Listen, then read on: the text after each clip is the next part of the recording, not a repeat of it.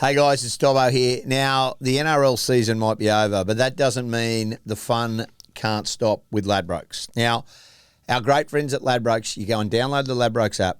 You can join Mates Mode. We'll be having a little flutter over the Spring Carnival, and also with the Ashes series coming up, go and join our pot Inside Ball and just watch this space. But if not, just get on, download the Ladbrokes app and join it today. I absolutely love Ladbrokes. I get on, I have a little flutter most weeks. Sometimes you go well, sometimes you even go better when you're with the Rainmaker. But hey, go and join it today. Yeah, go and join it today. Enjoy it. We've got lots more coming on. Go to the little bullseye where it says more, then you hit Mates Mode, then you go Inside Ball, join the revolution.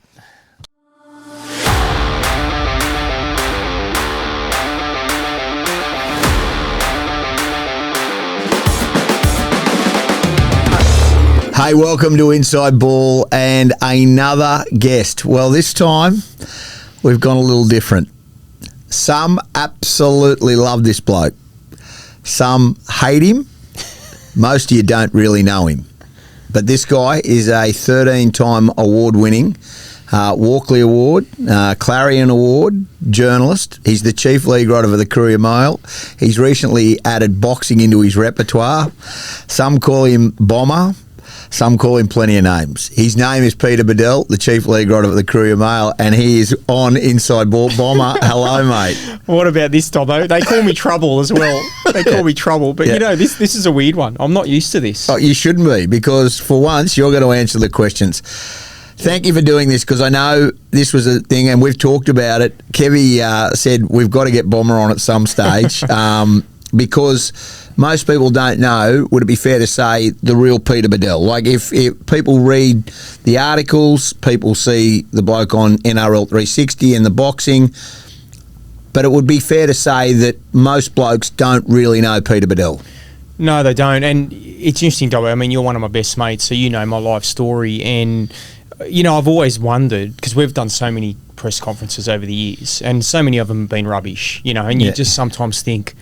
I often think, I walk away from a presser thinking, if I was the subject, what would I say? Because I'd love to. I just would want to tell it how it is, and so that will be my mantra today. I'm an open book. You can ask me whatever you want, and I'll answer it honestly. Okay, where did it begin? Where did it start? You come from. You're a housing commission. Am I right in saying you call yourself a bra boy, but you're not. You're far from a bra boy. But housing commission in Maroubra.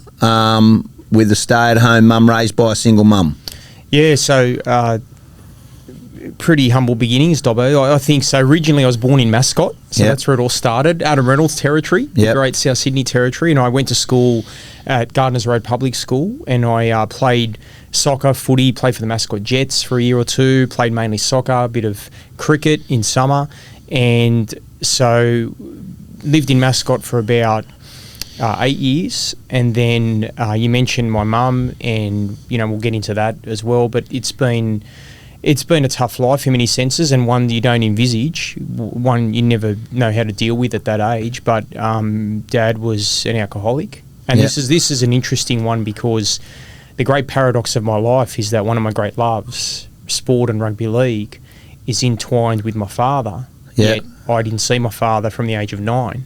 And yet he introduced me to rugby league, and through various guises. So one of my great loves was also intertwined with some of the great despair and torment of my own life with my dad, and the fractured relationship we had for a long time. So look, Mum and Dad were both immigrants. They were born in then Yugoslavia. So Dad was from Zagreb, Mum was from Split. So I'm a crazy Croatian, as they say. And so they came out here. Mum then fell pregnant with my sister, who's 8 years older than me, to another man at the time, and then he went back to Croatia and left Mum on her own here in Australia. She couldn't speak the language. There was no single parent pension at the time in 1964. So she was working night shifts with a baby, hiring a babysitter, and then I came along 8 years later with my father, so my sister and me are half brother and sister, and my dad, he was a painter. And I later learned a pretty heavy alcoholic, severe alcoholic, who was quite abusive, and and that was the beginning for us, and we had to do it tough.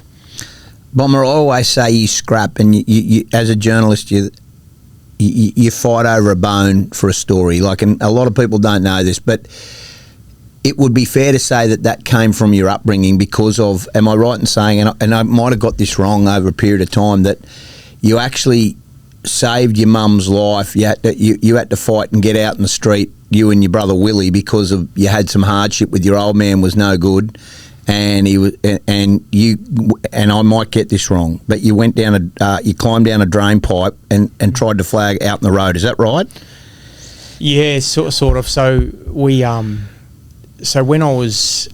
And I think your sister told me this story. There you go. Yeah, I think at your wedding, I think your sister told me this story. Yeah. And I've never actually had that conversation with you, but there's something about that. So yeah, so to step you back through it, Dob, to contextualise it. So Dad was an alcoholic, and how I came to play rugby league, ironically, was my sister, who was 8 years older, as I said, whenever Mum sensed that Dad, he was a painer, he'd come home and drink a bottle of whiskey every night. And when she sensed that Dad was getting into that moment where he'd go into a rage and hit Mum, she would tell my sister, take him to the park, get the boys out. Because my had a younger brother, William 3 years younger than me. So Mary Ann, my sister, would take us to the park, and I'd play footy with my brother, all the while not knowing the rage that was going on back home. So then hopefully after an hour of playing footy, we'd come back home and my mum would cop the belting, things had calmed down, and we were oblivious to it all. But one day I remember I was 7 and I was asleep, Kermit the Frog pyjamas. Yeah. And Mum just wakes me up and says, "Come, we're going." And all she had was a black or dark green garbage bag with our clothes, and there was a cab waiting outside, and me and my brother and my sister got into the cab with my mum, and we went to a women's refuge, which at Arncliffe, stayed there for 6 weeks.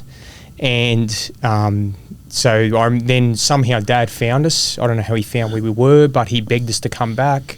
Mum didn't want to come back, but I still remember certain haunting things about being in a refuge. And then eventually I think Mum just thought, I can't have my kids in a refuge, so she went back. And then eventually she had enough, and we found Housing Commission, which was at Maroubra. And so that's how I ended up in Maroubra. But when you mentioned the drain pipe, so I used to visit Dad on weekends after this, most visitation, broken families, and he married a mail order bride from the Philippines. So my dad was about 50 by this point, she was 18, and I remember saying, I went to visit him and I had to sort of give her a hug and all this sort of stuff, and I said, "Dad, you're a disgrace. Some people do the mail order bride thing. I personally don't agree with it." And so I said to my dad, "I want to go home. I don't want to be here. I want to go back to Mum." And he said, "No, you're staying here." And he locked me and my brother in a room and wanted us out. And so there was a window right near our laundry downstairs, and there was a pipe, like a drain pipe. And I said to my brother, who was 5, I said, "Stay here." And so I opened the window, climbed out onto which I can't even believe, to be an 8 or 9 year old doing this.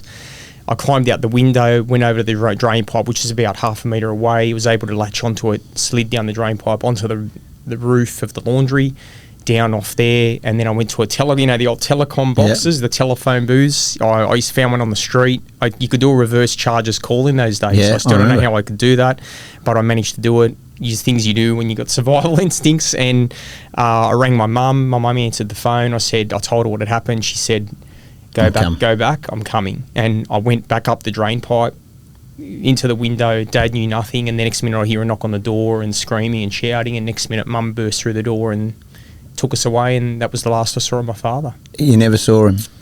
I'm not going to go much into your dad. He passed away. You were given an opportunity. We both come from broken homes. You stuck to your principle because you loved your mum so much, and any regrets that you didn't see him in those dying days?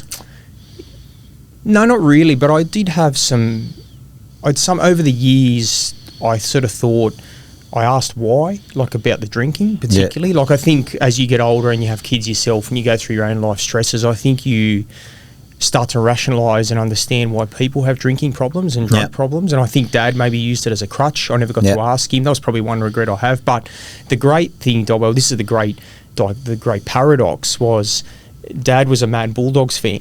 Yep. And one of my great memories was that he was, as a painter, he painted Cronulla Leagues Club.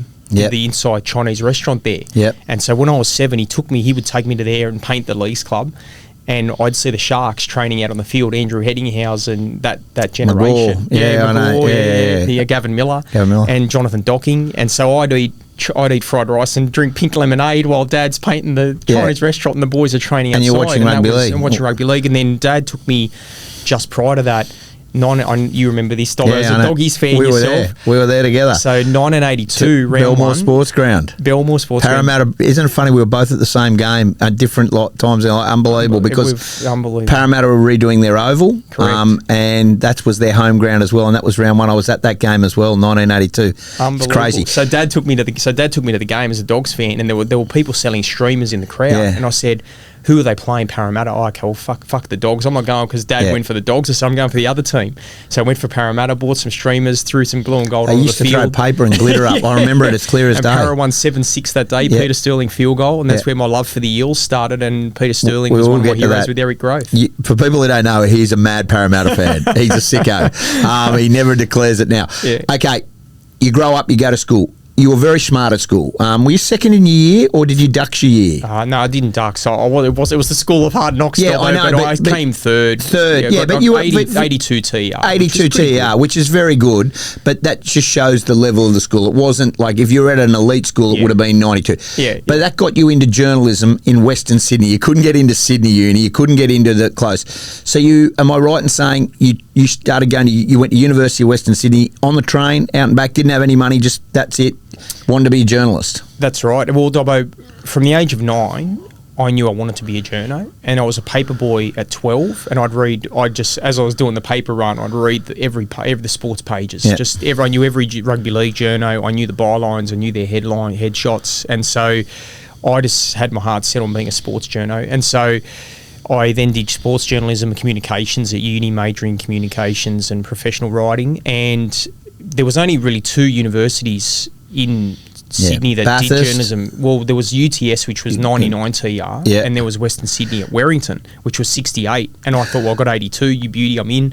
But the problem was I was in Maroubra. Mum didn't have a car, she couldn't afford one. So I used to get a bus and then a train out there every day. So it was 3 hours one way. So for a 1 hour lecture some days, it'd be a 6-hour round trip. But I was just... 3 year degree, Bob? 3 year degree. Did you honours it, or were you honours just passed? Just mate, I didn't... Bare minimum. I was a bit of a bum at uni. Like, I just had a good time and I got by on... Like, I just had a dream, Dobbo, that... And you know when people talk about their fear that they don't know what they want to do with their lives, my fear was that I wouldn't achieve what I wanted to do, because I manifested from the age of 10, 11, 12 that I would be a sports journo. That's all I wanted to be. And I was going to be like, nothing will stop me. And so the fear was that if I couldn't make it, what on earth would I do? Because all I wanted to be was a sports journo. Okay. You can't get a job easy in being a sports journalist. We all know that. It's a hard slog. You finish your degree, you've been delivering pizzas on push bike. You know, that was... but you do all that. Am I right in saying you just offered yourself to big league and just said, right, I'll start for free? You're a Parramatta fan, you love the game. How does that even happen? How did you even get to have a conversation that you would work for free? Yeah, good point, Dobbo. So 97 I graduated, and then I did some pizza delivery driving just to get a bit of cash to go out on the Terps on a Saturday night, retro nightclub. And so then I said, right, I used to buy Big League and Rugby League Week religiously. Every week I'd read it back to front. And so I said, I want to work for Big League magazine. I wrote him a letter, never got a reply. And I thought, okay, I'll just keep ringing him. So I rang Trevor McEwen at the time, who was the editor, good fella, Kiwi guy, and a distinguished career. And I rang him a couple of times, and he said, look, sorry, mate, we're a small operation. We don't have anything. There's nothing you can do here. And I knew it was team list Tuesday. That was the busy day because all the team lists would come in on Tuesday. So I rang them 13 times. I wouldn't give up. I just kept ringing them, badgering them. Trevor would go, oh, mate, here he is again. Like, sorry, mate, we got nothing for you. And I said, well, look, can I come in on team list Tuesday and just help with, I'll punch in the names of the teams that came in through the fax in those days or the email. And he went, oh, yeah, all right. He just wanted to get me off his back. And he said, all right, come in. So I went in every Tuesday, punched in all the team lists, which I thought was the best thing since sliced bread. Did it for nothing. And then stayed there, did it for 6 months, unpaid. And then one of the journos, Rick Chapman, who was a casual, he left. And this classic case, sliding doors, one door closes, another one opens, and I was there, I was cheap, I was young. And then Neil Cadigan came in to replace Trevor McEwen as editor, and Neil Cadigan was my first real mentor, I'll never forget that. And he gave me my first job, I was on $29,000 a year, and it felt like at Big League? At Big League. When are we talking, 98? 98? 98, that was the first year I covered a grand final, 98. Wow. So... Broncos win that, by the way. So you go, So full circle. So your first career as a journo to now, Broncos have won premierships. Okay, so you're working 29,000. You've made it, but you're still young. And mate, this is a dog eat dog, and we both know that how you survive is you break yarn. So how does Bomber in that as a young pup who knows nobody against Chippy? Buzz, you keep Ian Hedge. They keep on. You can name the journos at that stage were just elite, like the best there. How does in that moment you start off? How did that happen, Bomb? Well, the thing I learned, Dobbo, and you've experienced this yourself. Journalism can be a pretty simple game in a sense. Like it's about relationship building. It's about building trust, and you don't always get it right. And you're going to write things that piss people off because it's combat driven a lot of the time, especially in rugby league. But at that point of my life, I really wasn't worried about necessarily trying to match the Chippies or the Paul Kents or Peter, or the Buzz Rothfields. All I wanted to do was be a journalist, and at that point, I was living out my dream. Couldn't believe it. Like I was going to 4 games a week, and I would have gone to every game, every round. And I remember my first girlfriend dumped me because she just said, "You're never home on a weekend. We don't do anything." And I said it was the best decision she ever made. That's part of our life, isn't it? But I was just so obsessed with going to games, building contacts, getting stories, going to the change rooms, doing all the things that I dreamed of as a kid. And and it didn't matter what else was happening around me. I just wanted to be a rugby league journo, and I was living it out, and cost me an early relationship, and then a few others after that. But I was just loving it. And over time, Dobbo, I think the key for any young journalist is longevity. Like you won't build contacts in a year or two. It takes years and years. Sometimes I would say it's taken me in a sense 15 years to get to a point where you can ring a Peter V'landys or some of the big wigs in the game and get them to return your call. So it's a long journey, and it is a grind. So how did you get across to News Limited? You were with Big League. Hoops talks about you two, James Hooper and you two starting off together. It was like a scrapathon. How did that happen, mate? How did you get across to News from Big League? Yeah, it was another sliding doors moment, Dobbo. So at Big League, we had an independent contractor, Pacific Publications. They were just a private firm that had a couple of female magazines, and Rugby League was their only real male sporting magazine. And then they lost the contract at the end of 2003, and I had just got married to my first wife. And then a month later, we lose the contract, and I'm like, far out. I've just got married, about to start a family, and I've lost my job.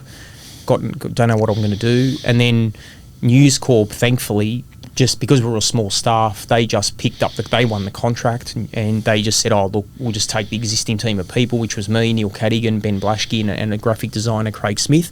And so the 4 of us just went into the News Corp building, and I'll never forget, we were downstairs in a little bunker, and within a few months of being there, I hear this rattle outside, and it's paramedics coming down the stairs with someone on the trolley with a white sheet over the top, and Dean Ritchie's racing behind this person. And I said to Bulldog, who's that? And they said it's Chippy Frelingos, and he'd had a heart attack, and that was the day he died. So yeah, couldn't believe it.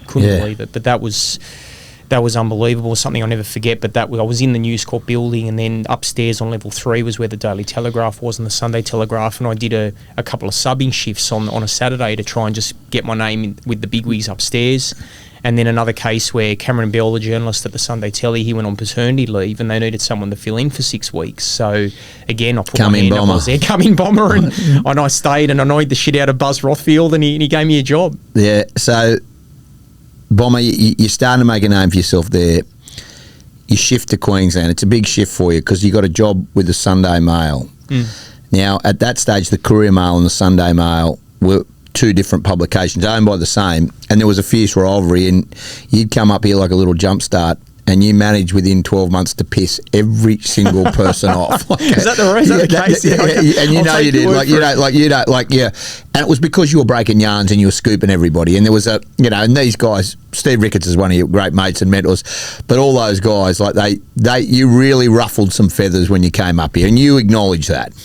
Well, the funny thing is, Dob, it's almost by happenstance. Like, I didn't come with any idea to rattle cages or piss people off. Like, I just had a certain vision of how I saw a good journalist or a great journalist, and I just thought, I always felt if I was a rugby league fan, I'd want a journo to tell me what I don't know.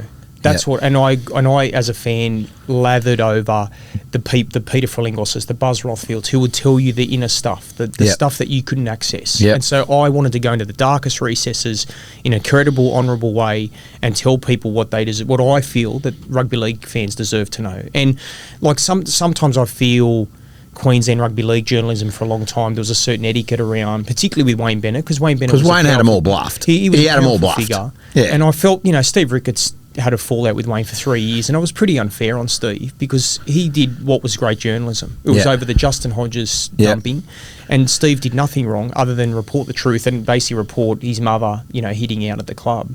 But Wayne at the time was a far more powerful figure than he's more mellow now than he was back then. But I just thought, I'm not copying that. Like, if I have to tell a story, I'll tell it and without fear or favour.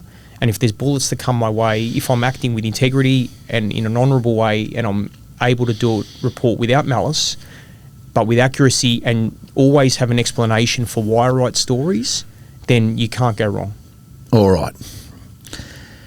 You are as good as it gets, and you know that as a journalist. But do you think you're misunderstood? Like, because, you and I have scrapped. Is it the story over everything else with you? And I'm being honest. Does the story come first over it? Because you've heard of Bomber. You were the first bloke to ask Ben Hunt about dropping the ball of the 2015 grand final, and Hunty was like, "I knew it'd be you." It's sort of like you've never feared asking the question, and sometimes, I've done it, but I still sometimes go, Bomber can take the hit up on this one. Do you know what I mean? Are you misunderstood? I think, Dobbo, we all are misunderstood as journalists. I think a lot of people within our ecosystem in rugby league don't really understand what we do. And I'll give you an example. I watched a little snippet the other day with Spencer Leniu having a crack at journos. And basically calling us scrubs, saying that we don't really stand for much, that we don't care about people. That's not true. Like, I've written stories, Dobbo, where Paul Green, for example, me and Phil Rothfield broke the story about Paul Green's death, and we later learnt it was suicide. That was a big judgment call to report that. Yeah. And then within 5 days of his death, I managed to get an exclusive with his parents to talk about their son's suicide. And mate, I got off the phone in tears, and as I wrote the story, I cried. I had tissues banked up. So, what Spencer Leniu and some NRL players don't understand, I think sometimes it's a myopic point of view and it's an immature point of view, that media money pays their wages. Like, the Spencer Leniu can sit there and think the Roosters pays wages. They don't. Like, yes, the employer, yes, it does technically, but the money comes from the media. $1.7 billion TV rights deal from News Corp and Channel 9.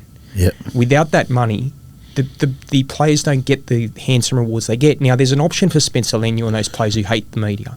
They can play Queensland Cup, they can play New South Wales Cup, but there's no money in those games. So if you can do no media, but you can also play for $500, and I don't think they'd be prepared to do that. So are we misunderstood? I think we are as a collective, because a lot of people don't understand what it requires to be a great journalist. You don't only have, for a start, you've got to be able to write somewhat. You've got to have some command of the English language, but you also have to have a sensitivity. You've got to know when to pull back sometimes, and I've learnt the hard way. I haven't always got it right, and that's been the evolution of us as men. Yeah. You go from being a young journo who's a bit of a renegade sometimes, or quite bolshy, to someone a bit more experienced who learns with a few scraps when to pull back a little bit. So I wouldn't say always that the story comes first for me. I do consider people's personalities and their emotions, but I also will if it means, for example, like Kevie Walters getting sacked, I found that a difficult yarn to report on because I like Kevie. And we wrote a lot of stories thinking he was the right person for the job. And I think he probably deserved another 12 months. But when I got the tip that he was being sacked, you can't even write a yarn like that. Biggest falling out you've had? And I would have said it was Ricky, but you're all good again. Like, would that be fair? Like, was the one that rattled you the most? Yeah, there were two. So Wayne Bennett, who's we've now known each other 25 years, Dobbo. You've got a wonderful relationship with Wayne. I now have a wonderful relationship with Wayne. But there was a period where I broke the story that he was taking payments from Ken Talbot. Yeah, and he rang me that day before the story went to print. I gave him the courtesy call to say, Wayne, this is what I'm writing. Ken Talbot's confessed to giving you money, and his defence of taking what was said to be about $1 million a year was that he needed it for his disabled kids.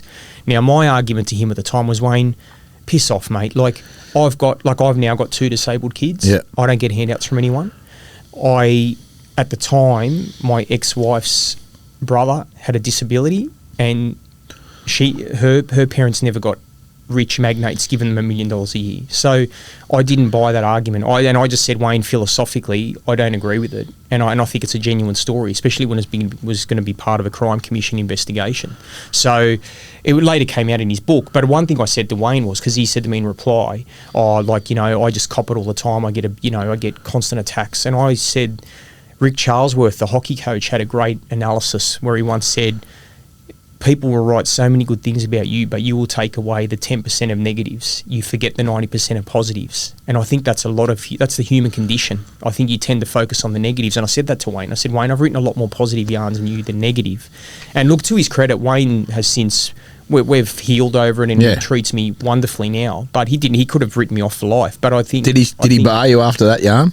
Oh, we didn't talk for a while, but I remember him coming up to me one day at Broncos training to suss me out because I just moved up from Queensland, and I thought at that point too many journos would kowtow to Wayne and fall at his knees, and I wasn't going to do that. I was like, the yarn's the yarn. I'm writing it. I don't care who it is, what position you're in. If it was the Prime Minister, I'd do the same thing. If it was legitimate and it was with integrity and it was accurate, and that's always been my methodology. And the other one, Dobbo, the hard one, Peter Roebuck. I was on a South African cricket tour in 2013. I was in the same hotel when he jumped out the window and killed himself. He was about to be arrested for sexual assault over a grooming offence with a young black African man. And the press court was only a small Australian contingent over there. I was one of them. And we all knew what had happened, but no one else wanted to write the truth. And I said, no, I'm going to break this story, because I'd rung the Cape Town detectives. They'd confirmed that they were going to arrest him with sexual assault charges. And so I made the judgment call to write the story that he was going to be charged with sexual assault, and that was part of the reason for him jumping out the window. I have no doubt there were some people on that tour that were filthy at me for doing it, but the story had to be told. There were parents of that black young man who deserved the truth to come out, and so I wrote the story. And Peter Lawler, one of my great cricket colleagues, he went to the morgue and identified Peter Roebuck's body. I can't imagine how hard that was for Peter, but I didn't have to do it, thankfully. But again, those are the sorts of flashpoints you have as a journalist. It's a tough trade at times. It tests your moral compass. Sometimes it tests your vulnerabilities. And above all, I've always felt like if you can be honest about the way you act, and you don't always get it right. I haven't always got it right, but sometimes I think if you can at least explain or justify why you make the journalist decisions you make in writing and putting together a story and compiling it, then you can often be on pretty safe moral ground. Do you think you're that hungry for a yarn? Because you're as tough to compete against as anybody, and we're in competition every day. But because you came from nothing and came from the dirt and didn't have anything and wasn't able to, you just didn't have any money or anything like that, that's made you hungry to provide for your family, which entail, people say to me, what you like, and I say, if you were writing about 2 ants going up a wall, you'd find an angle, and that would what you write about. You love rugby league, but you just want to be the best at doing it, and it's because you want to be able to provide for your family. Would that be a fair assessment of why you're so hungry, or do you think you just love the chase that much? I love the chase. I know that's the dopamine hit for me. What do you think it is? you that makes you just go so hard? We're 50 next year, both of us, same age. Yeah. That we still want to, be the top dogs and trying to go after it. Yeah. Well, it's funny though, I've never really stopped to think about it, but I would say the reason is probably a little bit of my upbringing. Like, it's probably given me a hard edge. I've had to be a survivor and a scrapper my whole life. Like, I've come from Housing Commission, I've come from nothing. So sometimes there was probably a bit of a chip on my shoulder. You were a lone wolf for a long time. You just worked alone because you were a bit protected. You never let anybody in, and that would be fair. Everybody gets on. We've had plenty of scraps, but you never let anybody in for a long time. Yeah, look, I probably didn't let anyone in, Dobbo, even personally, because of the scars that I had as a kid. Like, I saw a lot of things that, like, I saw a dead person when I was 8. I was offered cocaine when I was 12, and I remember my mum saying, the one thing about my mum, she never earned more than $11,000 a year. Right, we were genuine poverty. But the one thing she said to druggies across the road is, if you ever give my kids drugs, I'll kill you. And she was tough as old boots. And the one thing she said, like, for school, we always had our shirts tucked in. Our socks were pulled up. Our hair was done. Like, she said, be good to people. You know? And so that was the thing for me. Like, so there's always a little bit of a chip on my shoulder, maybe to prove myself, because I probably came from nothing. And I went to university with people who had rich dads, and they looked at me and sniggered and thought, oh, this bloke's not going anywhere, he's a larrikin. But down deep, I knew that, like, no one would fight harder than me. No one had that competitive edge. And, like, I just want to be the best person I can be for my kids too now, Dobbo. Like, I've got 4 kids. You've got about 7, 2 in Sri Lanka that we don't know about, but we won't reveal that. But that's part of the reason I do marathon running, Dobbo. Yeah, I'm going to get to that in a minute. I'm going to get to your marathon running. Like, I just want to be the best version of myself, and I want to be a good role model for my kids and be a good person. Do you think you've got respect? Do you think I think you're respected. I think not everybody loves you, but I think over a long period of time, do you feel respected when you walk in the rugby league world? I do. Like, I don't always. I don't really necessarily. No, I know. I don't seek validation, but it is nice to know that. Like, the only thing I wanted to do, Dobbo, when I started out was, I didn't even want to win awards. Like, they've come along the journey, but all I wanted to do was what I feel was, I wanted to be a good storyteller. And to me, a great journo. And when you asked before about the story of the chase, the thrill of the chase. All I believe a great journo has is a curious mind, which I've got. Like, I'll go to any party, I'll talk to anybody, and I want to know their backstory. It's just a natural instinct I have. I'm curious about people, and I think if you've got that curiosity, it takes you a long way as a journo. And I've just always had this insatiable appetite to find things out. Like, even if in the schoolyard gossip, I'd be in the midst of it, you know. No question. As you would have been. But so look, I think in terms of respect, I'd like to think I've got respect, but ultimately what I would like people to would say about, if anyone said anything about my career, was that I was transparent and upfront and genuine and a good person. Being a good person to me matters the most. And you had a crack. Yeah, and I had a crack. I can't cop anyone in any field. Like, it's not just journalism, but I can't cop laziness. I can't cop people who won't have a crack. Like, I could use another term, but I'm just about getting the best out of yourself in life in any endeavour, and don't take shortcuts. And that's why I love marathon running. I'm going to get to that.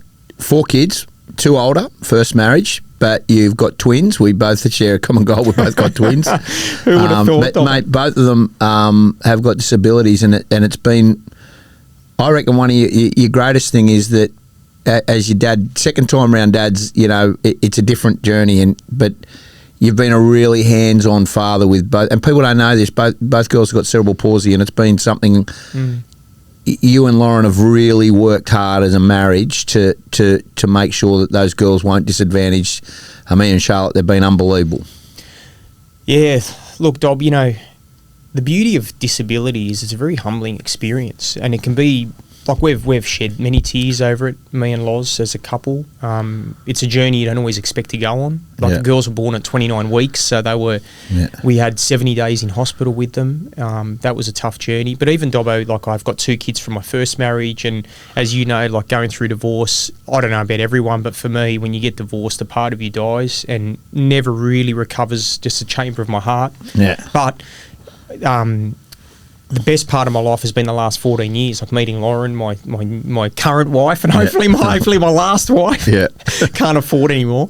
But we've had a wonderful journey together, great love together, and the embodiment of that was the twins, because Lauren didn't have children. I had 2 kids, and so when I learnt there was twins, I was over the moon, because we ideally were only going to have we thought maybe 1 pregnancy, because I was getting older and I didn't want to have have 2 in one go. I know all about it. But yeah, then the 2 twins had brain bleeds at birth, as a result of the prematurity, like 11 weeks early, and so that damaged the signals of the part of the cortex of the brain that sends nerve signals to the legs, and so me as a level 1 cerebral palsy, Charlotte's level 2, so Charlotte's more disabled, and she'll never run a marathon, and so she can walk, but she'll never walk properly. Yeah, and that's part of the reason I've also bonded with Wayne Bennett, Dobbo, because as you know, Wayne has disabled kids, and so we've come full circle. Like, he's been a great advisor for me on disability issues and how to handle it as a family, because it does change your dynamic. But you never talked about it, Bomber. No one would ever know. I mean, I'm known, but to the general public, you've never beaten the drum about it. You've just gone about the flexibility of being able to be, like, you do school drop-offs. You're very hands-on. Like, you've done a lot of appointments, like both you and Loz. That's been probably, I reckon, your biggest thing. You're very hands-on, and you judge. Like, I mean, you do judge. You've judged me. You got into me before about being a dad and being a parent. You've really used it as a badge of honour. Like, that's the number one goal. Yeah. Well, one thing, Dobbo, and it probably has its roots in the genesis of my own torment, in that I never really had a father figure. Yeah. And I thought, if I ever have children, I'm going to be the dad that I never had. Yeah. And so my kids are everything, as they are for most people, but disability adds another strand, a strand of complexity and a bit more hardship, and some other demands with medical appointments and stuff that you have to be there for. But ultimately, we've all got our challenges. But I love dropping the kids off at school. I love picking them up. The girls, I've got 3 girls and a boy, they'll do all sorts of things to me at home, the girls, they'll paint my face and dress me up, but we don't want to see photos of me dressed in a G-string. But look, I just love being a dad to girls particularly. I think it's softened me. It's definitely softened me. I think it has. And I think a bit of age has mellowed us too, Dobbo. We're probably not as gung-ho as we used to be. But ultimately, I think kids are a wonderful leveler, and I think they bring out another dimension to people as humans. No question. We all have midlife crises. I mean, I don't know what you call it. Mine, I don't know actually what. I took up golf. I've done heaps of stuff, but you somehow decided to take up marathon running, of all things. You'd never run out of a dark night before, and then lo and behold, you just take up marathon running. Where did I'll get to what you've achieved, but where did it come that I'm going to run a marathon? How did that start? Yeah, well, Dobbo, believe it or not, I was always pretty good at sport. I've got no question. Like, I was I opened the batting and bowling for Gardo in cricket. I was always pretty quick, but I was never an elite athlete, but that's why I wanted to be a sports journo, because I loved sport, and if I could write about it, fantastic. So, So the marathon running, I was going to the gym to stay fit, and then one day my wife came home, my current wife Lauren, and said, we're having a fun run at work, and I've entered you in the fun run.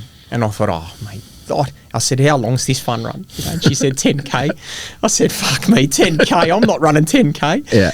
And then we got there on the day, and all the competitive juices that we get in journalism is what I experienced that day. Turn up to the start line, everyone's in a good mood, you feel there's a real pop and crackle in the crowd, and then you get to the finish line and you feel like you've achieved something. The endorphins are flying, and and I just thought, I got to the finish line and felt this massive sense of accomplishment. Did you win? No, never won. No, never. No, I'll never win. But I just got to the finish line and couldn't believe how great I felt, and I just felt the positivity of people around me, and I just thought, I'm just going to keep doing this. And it started out with just me staying fit with running, and then all of a sudden I realised I was actually pretty good at it, because I'm built for it. I'm 65 kilos, so I've probably got the runner's build. And then and the other adjunct to that, Dobbo, is running involves great discipline, great sacrifice, great commitment. all the things I believe I show as a journalist. And so I'm like, this was a nice strand to keep me competitive, and we're in an industry where you're dealing with fit people, so I wanted to try and at least, you know, hold my end of the bargain. And so there's been other guises of why I do it, Dobbo. Like I said, the disabled kids element now is another reason I do it, because my kids will never be able to run a marathon. So I think of them like at the 35k mark of a marathon. Mate, you've run 2:35 in a marathon. Yeah, 2:45. 2:45. You've been generous here, Dobbo. But that's a phenomenal marathon. I mean, you know, the winner was 2:10. You run a 2:45 marathon. Like, that's ridiculous. I mean, and that doesn't happen overnight. So, what do you want to run a Masters? Like, I'm being genuine. Like, what is it that Peter Badel? I mean, you snuck on and ran the Olympic marathon, the French marathon for fun. You know, you snuck on it and got a medal with everybody, never even entered. Like, I mean, you love marathon running. It's your sport. So what's the goal with that? Well, I've done 9 now, Dobbo, and like, if you said to me I'm doing the times that I'm now doing, like, I never would have believed it. And that's been the beauty of the journey. And any runner that's listening to this will understand it. And even if you're not a runner, I could tell you now, do a marathon, it will change your life, because what you learn in the training process, like, I'll do a 6-month training block. Generally, the elites do 3 or 4. I do a bit longer, and I tweak it a bit. But the process along the journey, what you learn about yourself, the discipline you need. I never miss a run, ever. Doesn't matter what. If I'm injured, I'm sick, I get it done. I'll get up most mornings 4:30 on a Sunday and do a 30k run on a Sunday. Run. But the discipline, it teaches you what you learn about yourself and the things you find out about yourself on even during a marathon when you're in absolute agony. Yeah. And every runner knows this when you're at the 30k mark, 32, 37, and every part of your body is saying stop. Just walk off the road now. Go and have a coffee. No, it teaches you so much discipline, mental. And you find things about yourself that you never thought you had. And that's what I love. That's why I love marathon running, because there's no shortcuts. And if you try and take them, you get exposed. And that's what I love about it. Yeah, you're unbelievable at it. Hardest thing that happened, losing your mum? Would that be the hardest that happened at the Broncos? You found out at the Broncos awards night a year ago. You might make me cry, don't No, but like she was such an eye to you and Willie, like, you know, like, and Will's obviously very involved in rugby league as a statistician and very good. But that would be probably the hardest thing you've been through. Yeah, it was 10th of October 2024, the night of the Broncos awards, and so Mum had. As a preface, Mum had Parkinson's for 10 years, so she was pretty frail. And I'd seen her the week before in Sydney. I had a boxing show to do, thankfully, and I visited Mum. And I thought, geez, we had a trip booked to Europe as a family a couple of months later, and I was worried that she might die while we were over in Europe, and that would be a disaster, having to cut short the trip and come home. So I worried then she might not last much longer. But I didn't think, like 6 days later, I'm at the Broncos awards night. There was an intermission. I go to the bathroom and I see the great Scotty Prince and Paulie Dyer in the bathroom, have a bit of a chat. Prince is showing off one of his gongs again that he's won. And come out of the bathroom, and I just check my phone just to see if anyone's texted me or whatever, and I have 3 missed calls from my sister, just back to back to back. And I'm like, my heart initially sunk, thinking, she's going to say, Mum's got 24 hours to leave, you better get down to Sydney. And I ring her up, and she's just screaming down the phone saying, Mum's gone. Yeah. And that was hard. Yeah. Something pretty special next year, though. You've got her ashes, and you're going to go and sprinkle them back where she's from. Like that's pretty special. Yeah, it's so funny enough. I picked up the ashes just last week. Yeah. My sister's friend drove up from Sydney with Mum she probably was still whinging in the car. She always loved to whinge in the car. But so I picked up her ashes. It was weird that the contents, the physical embodiment of your mother is now in a jar. Now reduced to a small plastic container, and that felt weird. But picking it up, so I've got it at home, and so next year I turn 50, and the plan is to go to Croatia, where my mum was born, and go back to her homeland and spread her ashes and take the kids over there, which would be a nice sort of journey for the grandkids to see where their nonna grew up. But Dobbo, like, it's funny, we had the Broncos awards night this year. It was 1 year to the day since Mum died, and so it's always going to be a sort of intertwined thing, rugby league and family trauma again. Can I ask you this? Best football you've ever seen and covered? Best rugby league player you've ever covered? Cameron Smith. You reckon? Yeah. I saw the back end of Wally Lewis's career, so I probably didn't. I saw Wally as the origin player. You know? But I think Cameron Smith's the best I've seen. I would have said previous to that the top three for me are Smith, Andrew Johns, Darren Lockyer. Yeah. Like, I love Joey. As a Sydney boy, he revolutionised. No GI in that. No, I think GI was amazing, wasn't he? Yeah. I mean, we could name 30 guys, but for me, Joey revolutionised. He was one of the few halfbacks of his era that could then smash blokes like a back rower. And the things he did, he took halfback play to another level. Darren Lockyer was the toughest bloke I ever saw. Like, he was 70 odd kilos maybe when he started out, got to 80, 90, but he played so tough. And he had such composure. And then Cameron Smith, he was 3 plays ahead, Dobbo. Like, Smitty's the best I've seen, and he'll be an immortal one day. All right, no question. The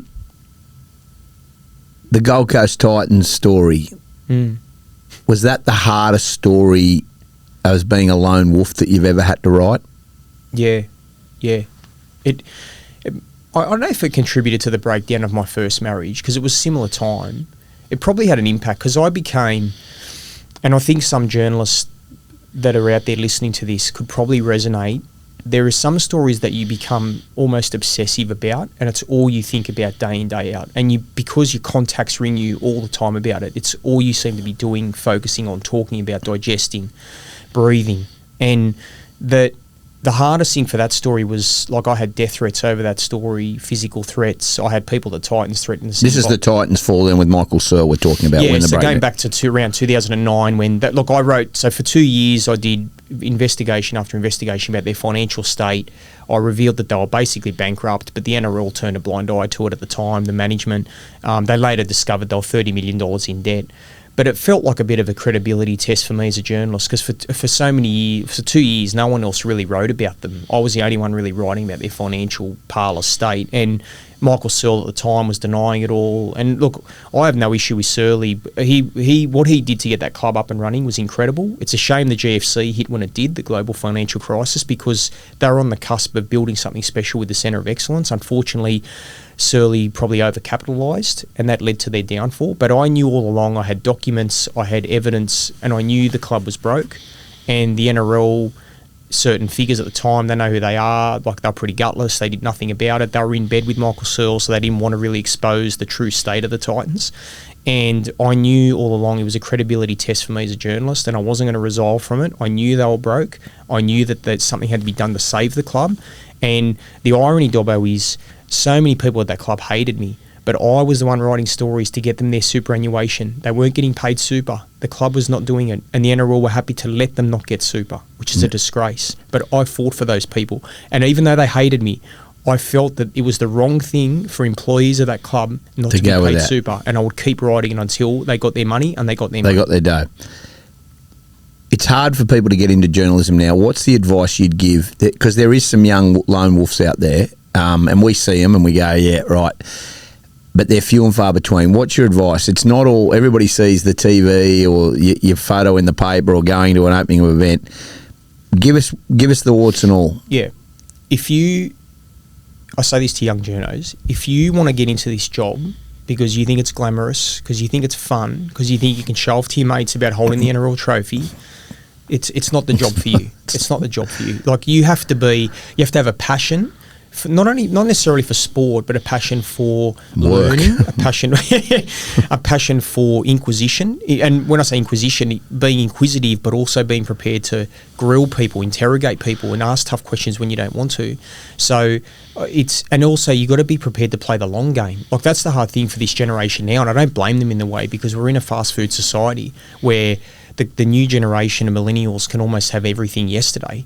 They're not. Some people don't want to wait 10 or 15 years to establish yourself, but that's what happens. I mean, I remember, Dobbo, my first game that I covered, I drove to Ballina from Sydney in my car to cover a trial game. Yeah. I drove 11 hours to cover a trial game. That just wouldn't happen these days, because there's less staff. So staff now could probably walk to Suncorp Stadium on round one, cover Broncos South.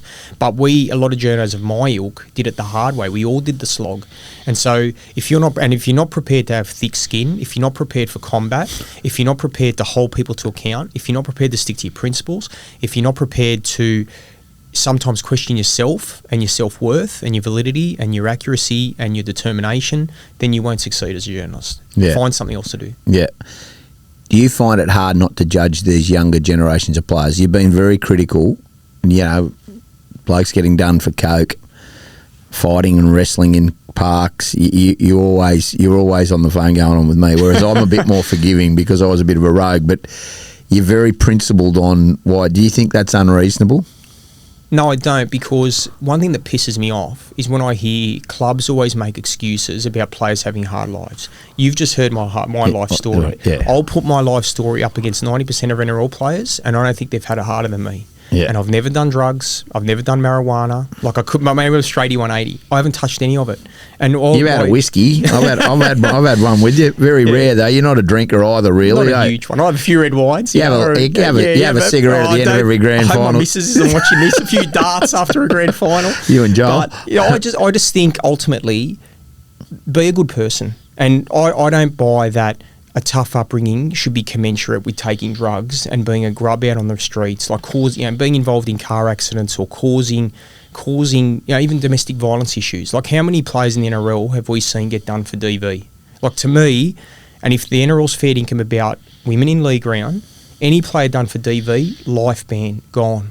Like DV should not be tolerated in any form. And yet we let players guilty of DV return to the game with minimal consequences. So I'm probably a little bit harsh, but I just feel like... But I'll also couch this, Dobbo, and say most rugby league players are well behaved. Like it's probably only 5% of the game, Dobbo, now. It is. I still believe the game is more improved than it's ever been. Like player behaviour, the NRL has done a lot for player behaviour, but I still think I can't understand this almost acceptance for cocaine use. Like it's just like an accepted thing in society. Like lawyers do it, doctors do it. I don't get it personally. I think it's disgraceful.